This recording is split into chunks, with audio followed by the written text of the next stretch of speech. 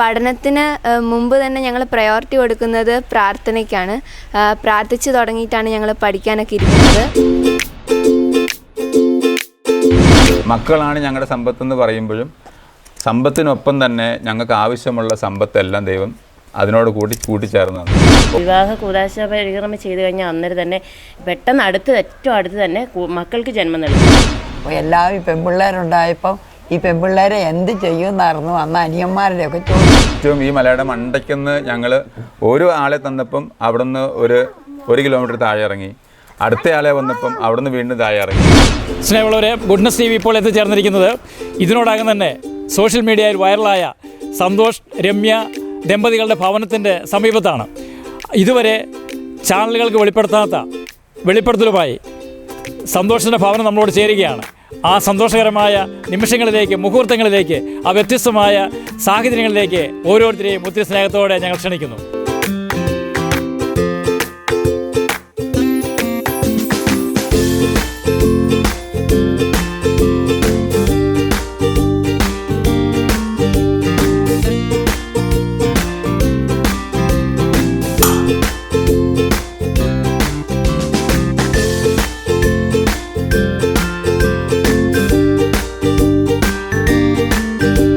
സ്നേഹമുള്ളവരെ, 10 മക്കളും മാതാപിതാക്കളും വല്യമ്മച്ചിയും ഒക്കെ ഒരുമിച്ച് ജീവിക്കുന്ന വളരെ സന്തോഷം നിറഞ്ഞ, സന്തോഷത്തിൻ്റെ പേര് സൂചിപ്പിക്കുന്ന പോലെ തന്നെ സന്തോഷകരമായി ആനന്ദകരമായി ജീവിക്കുന്ന ആ കുടുംബത്തിൻ്റെ പുതിയ വിശേഷങ്ങളിലേക്ക്, ഒരുപക്ഷെ ഇതുവരെ കണ്ടെത്താൻ സാധിക്കാതിരുന്ന പുതിയ വിശേഷങ്ങളിലേക്കാണ് ഇന്ന് നമ്മൾ എത്തിച്ചേർന്നത്.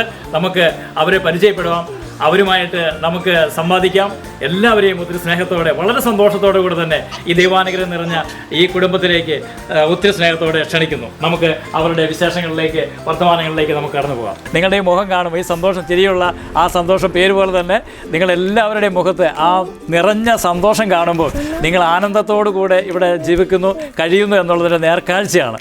അപ്പോൾ സന്തോഷത്തോട് ചോദിച്ചു ചോദിക്കട്ടെ, നമുക്ക് ഇന്നത്തെ സാഹചര്യത്തിൽ നമുക്കറിയാം, നമ്മൾ വിവാഹം കഴിഞ്ഞ്, ഇപ്പോൾ ഇന്നത്തെ യുവജനങ്ങളൊക്കെ വിവാഹം കഴിഞ്ഞ് അവരാദ്യം തീരുമാനിക്കുന്നത് എന്താണെന്ന് ചോദിച്ചാൽ, നമുക്ക് കുട്ടികൾ കുറച്ച് കഴിഞ്ഞ് മതി, നമുക്കൊരു ജോലിയായിട്ട് മതി, അല്ലെങ്കിൽ നമുക്കൊരു സുസ്ഥിതി ആയിട്ട് മതി നമുക്ക് മക്കൾ എന്നാണ് ഇന്ന് ഒരു 99% ആൾക്കാർ വിചാരിക്കുകയും അവർ സംസാരിക്കുകയും ദമ്പതികൾ ഒരുപക്ഷെ കല്യാണത്തിന് മുമ്പ് തന്നെ, വിവാഹത്തിന് മുമ്പ് തന്നെ ഈ ഒരു എഗ്രിമെൻറ്റിലായിരിക്കും വിവാഹം നടക്കുന്നത് തന്നെ. പക്ഷേ ഇവിടെ വേറിട്ട് നിങ്ങളിങ്ങനെ ചിന്തിക്കുവാൻ ഇടയായ സാഹചര്യം എന്താണെന്ന് സന്തോഷം ഒന്ന് പങ്കുവയ്ക്കാവോ? ഫസ്റ്റ് നൈറ്റിൽ തന്നെ ഞങ്ങൾ എടുത്ത തീരുമാനം എന്ന് പറഞ്ഞാൽ, ഞങ്ങൾ പ്രാർത്ഥിച്ചെടുത്തൊരു തീരുമാനം, ഞങ്ങൾ ഒരുമിച്ച് കൈപിടിച്ച് തോബിത്തിൻ്റെ പുസ്തകം വായിച്ചാണ് ഞങ്ങൾ തുടങ്ങിയത് തന്നെ.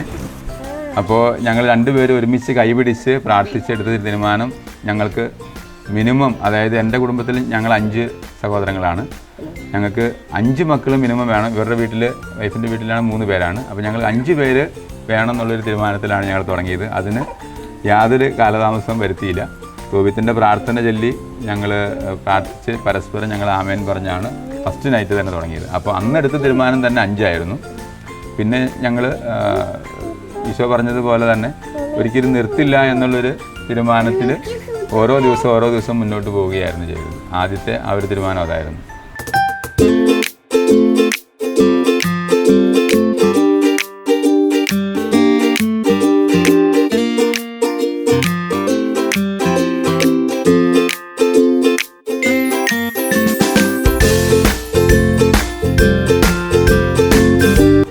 ഇങ്ങനെ ആദ്യത്തെ ഫസ്റ്റ് നൈറ്റിൽ തന്നെ സാധാരണ ഇതിൽ വ്യത്യസ്തമായിട്ട് വചനം വായിച്ച് ആ ഒരു തീരുമാനത്തിലൂടെ തുടങ്ങാൻ എന്താണ് പ്രചോദനമായി സന്തോഷം കിട്ടിയതെന്ന് പറയാമോ?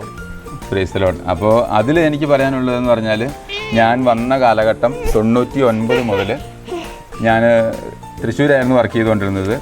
ജീസസ് യൂത്തിൽ നിന്ന് കിട്ടിയ ആ ഒരു മുന്നേറ്റത്തിൽ നിന്ന് കിട്ടിയ ഒരു ബോധ്യമാണ്. കൂടുതൽ മക്കളുള്ള ആൾക്കാരെ, ചേട്ടന്മാരെയും ചേച്ചിമാരെയും പരിചയപ്പെട്ട് ആ ഒരു ബോധ്യത്തിൽ നിന്ന് കിട്ടിയതാണ് കൂടുതൽ മക്കൾ വേണമെന്നുള്ളൊരു ആഗ്രഹം. അപ്പോൾ അതുകൊണ്ട് അത് തന്നെ പങ്കാളിയോട് സംസാരിച്ചപ്പോൾ, കല്യാണത്തിന് തൊട്ട് മുൻപ് അറേഞ്ച്ഡ് മാരേജിലാണ് സംസാരിച്ചപ്പോഴും തന്നെ ആളോട് പറഞ്ഞപ്പോഴും ആളതിന് യെസ് പറഞ്ഞു. കാരണം എന്ന് വെച്ചാൽ നേഴ്സാണ്, എന്നിരുന്നാൽ പോലും 4 പേര് നോർമൽ ഡെലിവറി, അതിന് ശേഷമുള്ളത് ഓരോരുത്തരും സിസേറിയനാണ്. എന്നിരുന്നാലും ഇതിൻ്റെ ഫുൾ റിസ്ക് വന്നത് പങ്കാളിക്കാണ്. അപ്പോൾ ആളതിന് ഓക്കെ പറഞ്ഞതുകൊണ്ടാണ് ഇന്ന് ഇപ്പോൾ 10 നിൽക്കുന്നത്. രമ്യയുടെ ഒരു ചോദിച്ചോട്ടെ. കാരണം നമ്മൾ സാധാരണഗതിയിൽ രമ്യയുടെ ഭവനത്തിൽ 3 മക്കളുള്ള കുടുംബത്തിൽ നിന്നാണ്.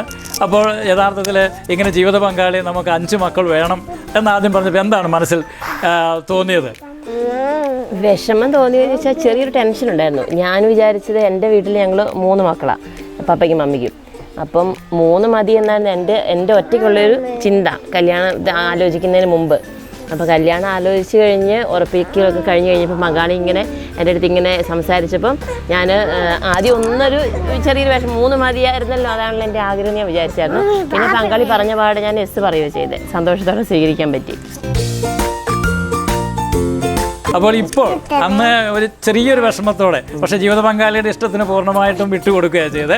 പക്ഷേ ഇപ്പോൾ തിരിഞ്ഞു നോക്കുമ്പോൾ ഈ ഒരു തീരുമാനത്തോട് എങ്ങനെയാണ് പ്രതികരിക്കുന്നത്? ഇപ്പോൾ ഇത്രയും മക്കളെ സ്വപ്നത്തിൽ ഇപ്പോൾ എനിക്ക് വിചാരിക്കാൻ പോലും പറ്റത്തില്ല. കാരണം അത്രമാത്രം സന്തോഷമാണ് ഈ 10 മക്കളെയും കൂടെ കാണുമ്പോൾ. അവരുടെ ചിരി കളി തമാശകളും ചെറിയ കുറുമ്പുകളും ഒക്കെ കാണുമ്പോൾ അവരുടെ മുഖത്തോട്ടൊക്കെ നോക്കുമ്പോഴത്തേക്കും വലിയ സന്തോഷമാണ് ജീവിതത്തിൽ. വേറെ ഒന്നും വേണ്ട നമുക്ക്. സാമ്പത്തികമൊക്കെ തമ്പുരാൻ തരുന്നുണ്ട് ഓരോ മക്കളുണ്ടാകുമ്പോഴത്തേക്കും. പക്ഷെ അവരുടെ മുഖത്തോട്ട് നോക്കുമ്പോൾ ആ ഒരു ലാളിത്യവും ആ ഒരു സന്തോഷം കാണുമ്പോൾ നമ്മുടെ ജീവിതം തന്നെ സന്തോഷമാണ്. അർഹിക്കാത്ത നന്മകളും എനിക്കേകിടും കൃപാനിധേ, യാചിക്കാത്ത നന്മകൾ പോലുമേ എനിക്കേകിയോനു സ്തുതി, യാചിക്കാത്ത നന്മകൾ പോലുമേ എനിക്കേകിയോനു സ്തുതി. നമ്മൾ ശരിക്കും പറഞ്ഞാൽ ഇന്നത്തെ കാലഘട്ടത്തിൽ വിവാഹത്തിന് മുമ്പേ ഒരു എഗ്രിമെൻ്റ് വെക്കും. നമുക്ക് ഒരു 2 വർഷം 4 വർഷം 5 വർഷം കഴിഞ്ഞിട്ട് നമുക്ക് മക്കൾ മതി, അല്ലെങ്കിൽ ഒരു കുട്ടി മതി. ഇന്ന് അത് കുറച്ചും കൂടെ വളർന്നു. ഇനി നമുക്ക് 2 പേർക്ക് ഒരുമിച്ചങ്ങ് ജീവിച്ചാൽ മതിയെന്ന് പോലുമുള്ള ഒരു കാലഘട്ടത്തിൽ ഈ ഒരു കുടുംബം കാരണം ഇപ്പോൾ അവരെ സന്തോഷത്തിൻ്റെ രമ്യ ആദ്യം ഒരു ചെറിയൊരു മടി ഉണ്ടായിരുന്നു. തൻ്റെ കുടുംബത്തിൽ 3 മക്കളാണല്ലോ ഉള്ളത്. ഈ 5 മക്കൾ വന്നാൽ എങ്ങനെയായിരിക്കും ഒരു ചെറിയൊരു പരിങ്ങലുണ്ടായിരുന്നെങ്കിലും ജീവിത പങ്കാളിയോട് ചേർന്ന്, അതാണ് യഥാർത്ഥത്തിൽ ജീവിതം പങ്കിടുക എന്ന് പറയുന്നത്. ആ പങ്കാളിയോട് ചേർന്ന് ഒരു ജീവിതമെടുത്ത് ഇപ്പോൾ 10 മക്കളായപ്പോൾ തിരിഞ്ഞു നോക്കുമ്പം സന്തോഷമാണെന്ന് പറയുന്ന മക്കൾ. ശരിക്കും പറഞ്ഞാൽ ഇന്ന് ലോകത്ത് ഏത് കുടുംബത്തിൽ ഇതുപോലെ ഒരു ആനന്ദത്തിൻ്റെയും ഒരു സന്തോഷത്തിൻ്റെയും ഇടം കണ്ടിട്ട് പറയാൻ സാധിക്കും? അത് കൂടാതെ ഒരു കാര്യം കൂടെ പറയാനുള്ള ഇതാണ്, ശരിക്കും പറഞ്ഞാൽ ഞങ്ങളിപ്പോൾ ഈ 10-ലെത്തി നിൽക്കുമ്പോഴും ഞങ്ങൾക്കറിയാം ഞങ്ങൾ വന്ന ഈ ഒരു വഴിയിൽ ഞങ്ങൾക്ക് ഏറ്റവും അനുഗ്രഹമായത് ഈ മക്കൾ ഓരോരുത്തർ തന്നെയാണ്.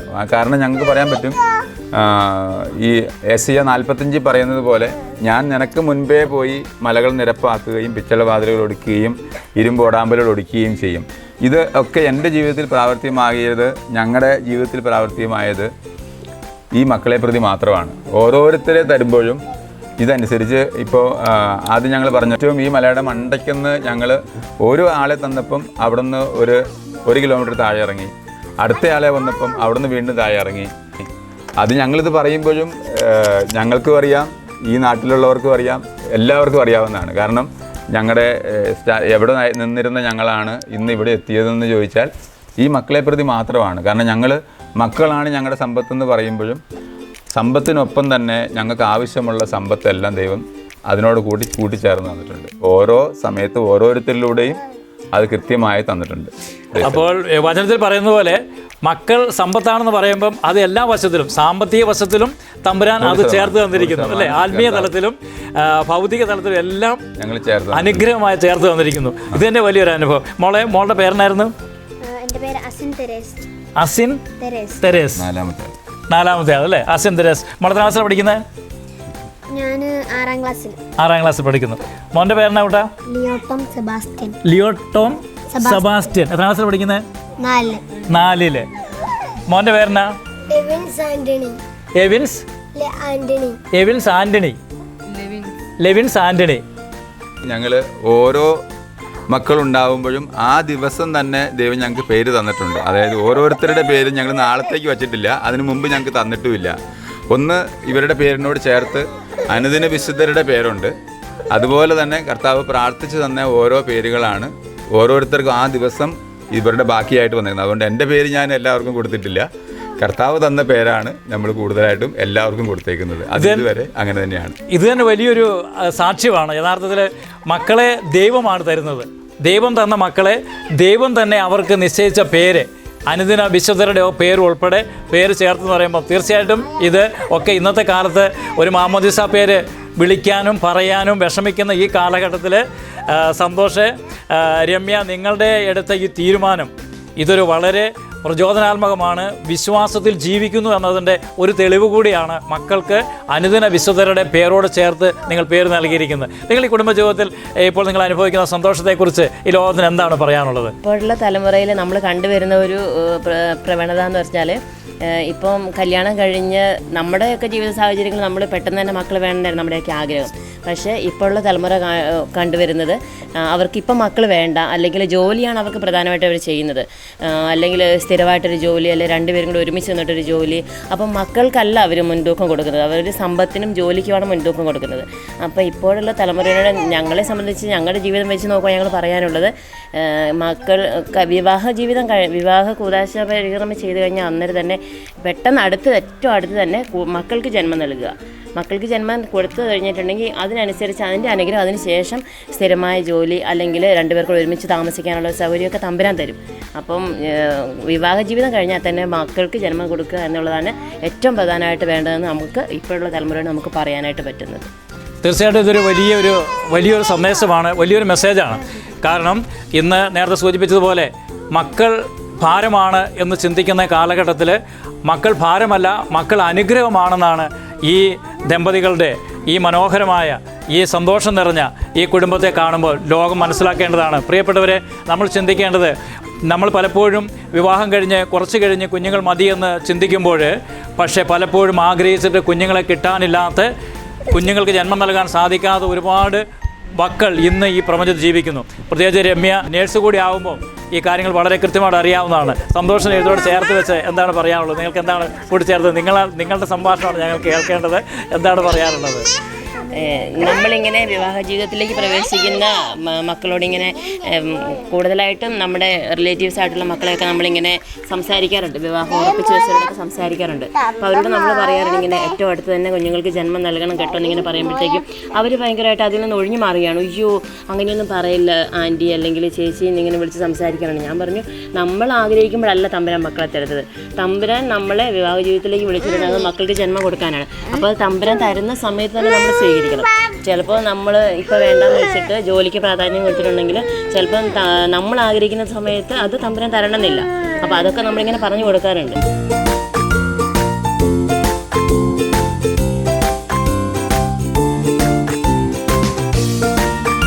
തീർച്ചയായിട്ടും ഇതൊരു പ്രചോദനമാണ്.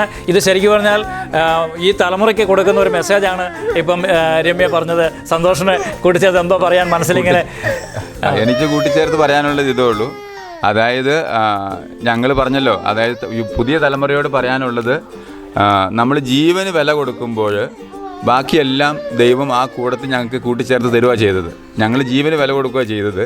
കാരണം എന്ന് വെച്ചാൽ ഞങ്ങളുടെ താല്പര്യത്തിനനുസരിച്ചോ സുഖത്തിനനുസരിച്ചോ മക്കൾക്ക് ഒരു ടൈം കൊടുത്തിട്ടില്ല.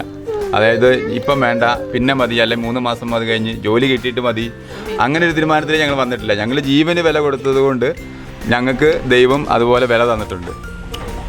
കർത്താവിനെ നമ്മൾ മാനിക്കുമ്പോൾ ദൈവം നമ്മളെ മാനിക്കും എന്ന് പറഞ്ഞതുപോലെ തന്നെ, വചനം പറയുന്നത് പോലെ തന്നെ, നമ്മൾ ജീവന് വില കൊടുത്തു. ദൈവം നമുക്ക് ആവശ്യമുള്ളതെല്ലാം സമൃദ്ധമായി ജീവൻ നൽകിയതൊപ്പം തന്നെ സമൃദ്ധമായി ജീവൻ ആവശ്യമുള്ളതും തന്നിട്ടുണ്ട്. അപ്പോൾ ശരിക്കും പറഞ്ഞാൽ വിശ്രമത്തിൽ നമ്മൾ നോക്കുമ്പം ദൈവം സ്ത്രീയും പുരുഷനുമായി മനുഷ്യനെ സൃഷ്ടിച്ച് അവരെ ഒരുമിച്ച് ചേർന്നതിന് ശേഷം മനുഷ്യനെ കൊടുക്കുന്ന ഏറ്റവും ആദ്യത്തെ അനുഗ്രഹം എന്ന് പറയുന്നത്, നിങ്ങൾ സന്താന പുഷ്ടിയുള്ളവരായി പെരുകുവിൻ. ഇതാണ് ഒരു കുടുംബജീവിതത്തിലേക്ക് വരുന്ന പുരുഷനും സ്ത്രീക്കും സ്വർഗം നൽകിയ ആദ്യത്തെ അനുഗ്രഹം. വിശ്രമത്തിൽ അനുഗ്രഹം കൊടുക്കുന്നത് ദമ്പതികൾക്കാണ്. ഒന്ന് ചോദിച്ചോട്ടെ, ഇങ്ങനെ രണ്ട് കുട്ടികളായി, 3 കുട്ടികളായി, 4 കുട്ടികളായി കഴിഞ്ഞപ്പം നമ്മൾ ഈ സമൂഹത്തിലാണല്ലോ ജീവിക്കുന്നത്. ഉടനെ കുട്ടികൾ വേണ്ട, ഇല്ലെങ്കിൽ 1 മതി, പരമാവധി മാക്സിമം 1 എന്നൊക്കെ ചിന്തിക്കുമ്പം ഈ സമൂഹത്തിൽ നിന്നുമുള്ള പ്രതികരണം എങ്ങനെയായിരുന്നു? ആദ്യത്തെ സമയങ്ങളിലൊക്കെ മൂത്തവർ 4 പെൺകുട്ടികളായിരുന്നതിൻ്റെ പേരിൽ ആൾക്കാരുടെയൊക്കെ ധാരണ 5ാമതൊരു ആൺകുട്ടി വരുമ്പം ഞങ്ങൾ സ്റ്റോപ്പ് ചെയ്യുന്നുള്ളതായിരുന്നു. പക്ഷെ ഞങ്ങൾക്ക് ഒരിക്കലും അങ്ങനെ ഒരു സ്റ്റോപ്പ് ചെയ്യണമെന്നൊരു ആഗ്രഹമല്ല. ഞങ്ങളുടെ മനസ്സിൽ ദൈവം എത്ര പിള്ളേർ തന്നാലും ദൈവം അതനുസരിച്ച് എല്ലാം തരുന്നുണ്ട്. അതുകൊണ്ട് ഞങ്ങൾക്ക് ടെൻഷനില്ല. മറ്റ് ഈ പറയുന്ന രീതി നോക്കുമ്പോൾ ഞങ്ങൾക്ക് ടെൻഷനില്ല. അതുകൊണ്ട് 5ാമത്തെ ആൺകുട്ടി വന്നു, വീണ്ടും 6ാമത്തെ ആൺകുട്ടി വന്നു. 6ാമത്തെ ആൺകുട്ടി വന്നപ്പോൾ അവർ വിചാരിച്ചു ഇതും കൊണ്ട് നിർത്തുമെന്ന് വിചാരിച്ചു. 6 എത്തിയപ്പോഴാണ് ആകെപ്പാടെ 1-2 ആൾക്കാർ, അതായത് ഞങ്ങളുടെ ബന്ധത്തിലുള്ളവർ തന്നെ സ്വന്തക്കാരൊക്കെ ഇങ്ങനെ ചോദിക്കാൻ തുടങ്ങി, ഇനി നിർത്തിക്കൂടെ എന്ന്. അപ്പോൾ ഞങ്ങൾ പറഞ്ഞു അങ്ങനെ നിർത്താൻ പാടില്ല, കാരണം നമ്മളോട് നിർത്താൻ പറഞ്ഞിട്ടില്ലല്ലോ, ബൈബിളിൽ നമ്മളോട് നിർത്താൻ പറഞ്ഞിട്ടില്ല, അതുകൊണ്ട് ഞങ്ങൾ നിർത്താൻ ഉദ്ദേശിക്കുന്നില്ല എന്ന് പറഞ്ഞു. 7ാമത്തത് വന്നപ്പോൾ അവർക്ക് മനസ്സിലായി ഇനി പറഞ്ഞിട്ട് കാര്യമില്ല എന്ന് മനസ്സിലായി. കാരണം വെച്ചാൽ ഏജിൽ ഞങ്ങൾ നിർത്തിയിട്ടില്ല, 7ാമത്തെ പെൺകുട്ടിയാണ്, നിർത്തിയിട്ടില്ല. പിന്നെ 8ാമത്തെ വന്നപ്പോൾ ഞങ്ങൾക്ക് ഈ ടിൻസിനെ കാണുമ്പോൾ ഞങ്ങൾക്ക് ഭയങ്കര ആഗ്രഹങ്ങളായിരുന്നു. ടിൻസ് പിള്ളേരെ കാണുമ്പോൾ ഞങ്ങൾക്ക് എപ്പോഴും ഇവരോട് ഒരു താല്പര്യം കൂടുതലായിരുന്നു. അപ്പോൾ ഞങ്ങൾ ഇങ്ങനെ പ്രാർത്ഥിക്കുമായിരുന്നു, ടിൻസിനെ കിട്ടാൻ വേണ്ടിയല്ല, കുഞ്ഞുങ്ങളെ കാണുമ്പോൾ ഒരു ആഗ്രഹം കൊണ്ട് ഞങ്ങൾ പ്രാർത്ഥിക്കുമായിരുന്നു. 8ാമത്തെ പ്രഗ്നൻ്റ് ആയപ്പോൾ ഞങ്ങൾ പോയി ടെസ്റ്റ് ചെയ്തപ്പോൾ ടിൻസാണ്. അപ്പോൾ ഞങ്ങൾ മനസ്സിൽ വിചാരിച്ചത്, ഞങ്ങളുടെ ഹൃദയത്തിൽ പറഞ്ഞ് ഞങ്ങൾ പരസ്പരം പറഞ്ഞതും 7 മക്കളെ ഞങ്ങൾക്ക് തന്നിട്ടും ഞങ്ങളുടെ ഈ ഒരു ആഗ്രഹം പോലും കണ്ടുകൊണ്ട് കർത്താവ് ടിൻസിനെ തന്നു. ഒപ്പം തന്നെ ഞങ്ങൾക്ക് ആ സമയത്ത് ഇവള് ഫുൾ ബെഡ് റെസ്റ്റ് ആയിരുന്നു. അതിനനുസരിച്ച് ഞങ്ങൾക്ക് ഛത്തീസ്ഗഡിൽ നിന്നാണ് ഇപ്പം ഞങ്ങളുടെ കൂടെയുള്ള കൊച്ചു വന്നത്. അപ്പം അവളെ ഞങ്ങൾക്ക് ആ സമയത്ത് കിട്ടിയതാണ്. അതിനുശേഷം വന്നിട്ട് എല്ലാ കാര്യങ്ങളും ഈ 2 ടിൻസിൻ്റെ കാര്യങ്ങളെല്ലാം ചെയ്യുന്നത് അവൾ തന്നെയാണ്. അപ്പം നമ്മൾ വിചാരിക്കുന്നതിനെക്കാട്ടിൽ, അല്ലെങ്കിൽ ഞങ്ങളുടെ മനുഷ്യ ബുദ്ധിക്ക് ചിന്തിക്കുന്നതിനെക്കാട്ടിൽ കൂടുതലായിട്ട് ഈ 8ാമത്തെ ഈ ബെഡ് റെസ്റ്റ് മുതൽ ഇവരുടെ പ്രസവം, സിസേറിയൻ 2 പേരെ നോക്കുന്നത്, ഇപ്പം 10ാമത്തെ കുട്ടിയുടെ സമയവും എല്ലാം കൃത്യമായിട്ട് ക്രമീകരിച്ച് ഇവളെ കൊണ്ട് ഈ കാര്യങ്ങളെല്ലാം ക്രമീകരിച്ച് ഞങ്ങൾ നടത്തിക്കൊണ്ട് പോകുന്നുണ്ട്. അപ്പം ഞങ്ങൾക്ക് അതിനൊന്നും ടെൻഷനില്ല. കാരണം ഞങ്ങളുടെ ഈ സാമ്പത്തിക മേഖലകളിൽ ഞങ്ങൾ ടെൻഷൻ അടിക്കാറില്ല, മക്കളെക്കുറിച്ച് ഓർത്ത് ടെൻഷൻ അടിക്കാറില്ല. കാരണം എന്ന് വെച്ചാൽ ഇവരോട് ഞങ്ങൾ ഓരോ സമയത്തും പ്രാർത്ഥിച്ച് പറഞ്ഞു വിടുന്നത് അത് മാത്രമേ ഉള്ളൂ. കാരണം ഞങ്ങളെ കണ്ടിട്ട് നിങ്ങൾ പഠിച്ചാൽ മതി, ഞങ്ങൾ 2 പേരിലുള്ള എന്താണോ അത് മാത്രം കണ്ട് പഠിച്ചാൽ മതി എന്നാണ് ഞങ്ങൾ ഇവരോട് പറയാറുള്ളത്. Praise the Lord.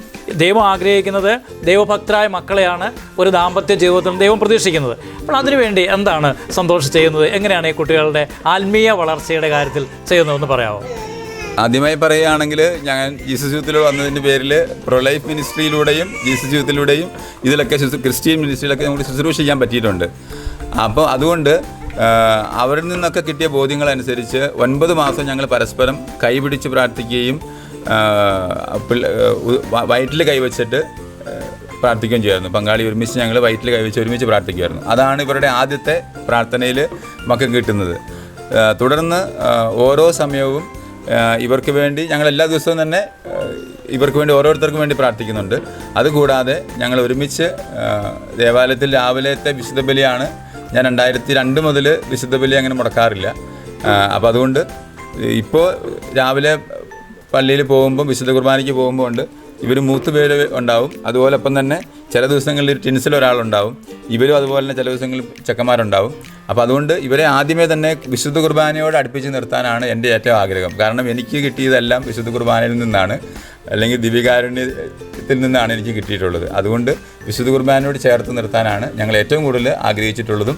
ഇവരോടെല്ലാം പറഞ്ഞു കൊടുക്കുന്നത് ഇത് തന്നെയുള്ളൂ. നിങ്ങൾക്ക് പറയാനുള്ളതെല്ലാം ഈശോയുടെ അടുത്ത് ചെല്ലുമ്പോൾ പറയുക, ഈശോയോട് പറഞ്ഞിട്ട് ഈശോ പറയുന്നത് എന്താണോ അത് നിങ്ങൾ ചെയ്തു കൊള്ളുക. അതാണ് ഞങ്ങൾ പറയാറുള്ളത്. അതുകൊണ്ട് പ്രാർത്ഥനയിൽ ഏറ്റവും മെയിനായിട്ട് ഞങ്ങൾ കാണുന്നത് വിശുദ്ധ കുർബാനയാണ്. അമ്മച്ചിയോടൊരു ചോദ്യം ചോദിക്കാറുണ്ട്. ഇന്ന് ശരിക്കും അമ്മച്ചിക്ക് എന്ത് തോന്നുന്നു? എനിക്ക് എല്ലാം കൊണ്ട് സന്തോഷമാണ്. എനിക്ക് 5 മക്കളായിരുന്നു. മൂത്ത 3 പെണ്ണ്, 4ാമത്തെ ഇവന് 5ാമത്തെ. അപ്പം എന്നെ കെട്ടിച്ച വീട്ടിൽ 10 മക്കളായിരുന്നു. അതിൽ 8 പേരും ആൺപിള്ളേരായിരുന്നു. അപ്പോൾ എല്ലാവരും പെൺപിള്ളേരുണ്ടായപ്പം ഈ പെൺപിള്ളേരെ എന്ത് ചെയ്യുമെന്നായിരുന്നു അന്ന് അനിയന്മാരുടെയൊക്കെ ചോദ്യം. അങ്ങനെയാണ് ഞാൻ പ്രസവം നിർത്തുന്നത് 5ആയപ്പം. അപ്പം ഞാനും നേരം ഓർക്കും, ഇപ്പം ഒരു ആൺകൊച്ചൊരെണ്ണം അല്ലേ ഉള്ളൂ, എങ്ങോട്ടെങ്കിലും ഒന്ന് പോകണമെങ്കിൽ ഒരു വണ്ടി ഉണ്ടെങ്കിലും അത് എടുത്തുകൊണ്ട് പോകാനോ നമ്മളെ കൊണ്ട് പറ്റിയല്ലോ. അപ്പോൾ അമ്മച്ചി പറഞ്ഞതിൽ നിന്നും ഒരു കാര്യം കൂടെ ഒന്ന് ഓർപ്പിക്കുകയാണ്. സാധാരണ ഈ കാലഘട്ടത്തിൽ, ഈ കഴിഞ്ഞ കാലഘട്ടത്തിൽ ഒരു 10, 30, 40 വർഷത്തെ കാലഘട്ടത്തിൽ പുറകോട്ട് തിരിഞ്ഞ് നോക്കുമ്പം പെൺകുട്ടികൾ നഷ്ടമാണ് അല്ലേ? അതുകൊണ്ട് പെൺകുട്ടികൾ നഷ്ടമാണെന്നൊരു ചിന്ത ഉണ്ടായിരുന്ന കാലഘട്ടത്തിലാണ് നമ്മൾ പെൺകുട്ടികളെ സ്നേഹിച്ചത്. അപ്പോൾ തീർച്ചയായിട്ടും പണ്ട് ഇങ്ങനെ പറയുമായിരുന്നു, പെൺമക്കൾ വീട്ടിൽ പുരനിറഞ്ഞു നിൽക്കുന്നു എന്നൊരു ശൈലി തന്നെ ഉണ്ടായിരുന്നു. പക്ഷേ ഇന്ന് ഒരു വീട്ടിലും പെൺകുട്ടികൾ വീട്ടിൽ പുരനിറഞ്ഞ് നിൽക്കുന്നില്ല. വേദനയോട് പറയട്ടെ, ഇന്ന് വീടുകളിൽ പുരനിറഞ്ഞ് നിൽക്കുന്നുണ്ടെങ്കിൽ ആൺകുട്ടികളാണ്. മനുഷ്യൻ ലാഭം ആൺകുട്ടികളാണെന്ന് വിചാരിച്ചപ്പം സ്വർഗം ചെറിയൊരു ഇടപെടൽ നടത്തി പെൺകുട്ടികളെല്ലാവരും ഇന്ന് മനോഹരമായിട്ട് ജീവിക്കുന്നു, അല്ലേ മിസ്സേ? സ്നേഹമുള്ളവരെ, സന്തോഷ് രമ്യ ദമ്പതികളുടെ മൂത്ത മകൾ ആൽഫിയാണ് ഇപ്പോൾ നമ്മളോട് ഒരു വാക്ക് സംസാരിക്കുകയാണ്. ആൽഫിയുടെ താഴെ ഇപ്പോൾ 9 സഹോദരങ്ങളുണ്ട്, അല്ലേ? ഈ കുടുംബത്തിലെ പപ്പയും മമ്മിയും കഴിഞ്ഞാൽ മൂത്ത ഉത്തരവാദിത്വമുള്ള ആളാണ്. അപ്പോൾ ഈ പപ്പയിൽ നിന്നും മമ്മിയിൽ നിന്നും ആൽഫിക്ക് എന്താണ് ഒരു പ്രചോദനം കിട്ടിയിരിക്കുന്നത്, അത് ഒന്ന് പറയാമോ? പപ്പയും മമ്മിയും പറഞ്ഞ നന്നായിട്ട് എനിക്ക് എൻ്റെ ഓർമ്മയിലുള്ളത് ഒരു വചനമാണ്, ഫിലിപ്പി 4:13. എന്നെ ശക്തനാക്കുന്നതിലൂടെ എനിക്കെല്ലാം ചെയ്യാൻ സാധിക്കും. ആ ഒരു വചനം പഠിപ്പിച്ചതായിട്ടാണ് എനിക്ക് എൻ്റെ ഓർമ്മയിൽ ഉള്ളത്. പിന്നെ മമ്മിയാണെങ്കിൽ എപ്പോഴും പറയാറുള്ളത് ദൈവഭക്തിയാണ് അറിവിൻ്റെ അടിസ്ഥാനം എന്നാണ് പറയാറ്. അതുകൊണ്ട് തന്നെ പഠനത്തിന് മുമ്പ് തന്നെ ഞങ്ങൾ പ്രയോറിറ്റി കൊടുക്കുന്നത് പ്രാർത്ഥനയ്ക്കാണ്. പ്രാർത്ഥിച്ച് തുടങ്ങിയിട്ടാണ് ഞങ്ങൾ പഠിക്കാനൊക്കെ ഇരിക്കുന്നത്. രാവിലെ കുർബാനയ്ക്ക് പോയിട്ടാണ് ഒരു ദിവസം തുടങ്ങുന്നതും സ്കൂളിലേക്കൊക്കെ പോകുന്നതാണേലും അങ്ങനെയാണ്. ഇപ്പോൾ എത്രാം ക്ലാസ്സിലാണ് പഠിക്കുന്നത്? ഞാനിപ്പോൾ +2-ലാണ്. 10ൽ എനിക്ക് ദൈവകൃപ ലഭിച്ച് എനിക്ക് ഫുൾ A+ ഉണ്ടായിരുന്നു. +1 ഇപ്പോൾ റിസൾട്ട് വന്ന് എനിക്ക് ഫുൾ A+ ഉണ്ട്.